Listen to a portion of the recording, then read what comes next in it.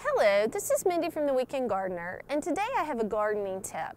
And when I tell you what this gardening tip is, you might laugh to yourself a little bit, but this is a very serious topic when it comes to home gardening and even commercial type of gardening.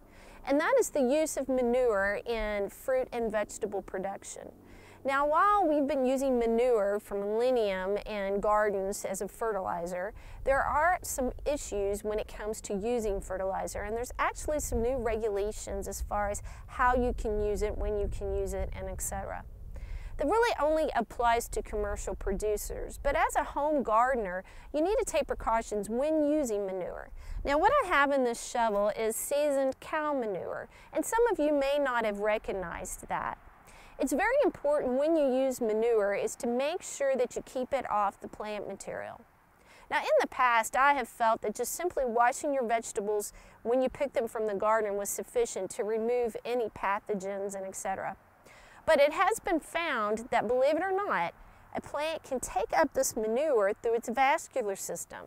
And you may wonder how that happens. It's through the stoma in the leaves. And in the stoma, that's actually where transpiration and respiration and etc. occur in the plant.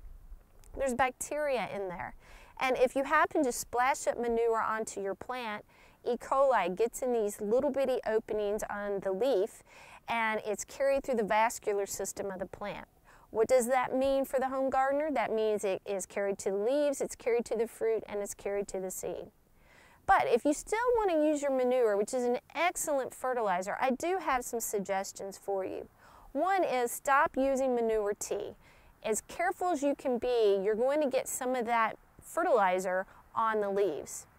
Incorporate it into your garden. If you must do a side dressing of manure, make sure that you do it far enough away from the plant material that if it rains or you water, you're not going to get splashing of manure back up onto the plants. Following these precautions will help you have a nice, healthy, safe garden this year. So until we meet in the garden again, this has been Mindy from the Weekend Gardener.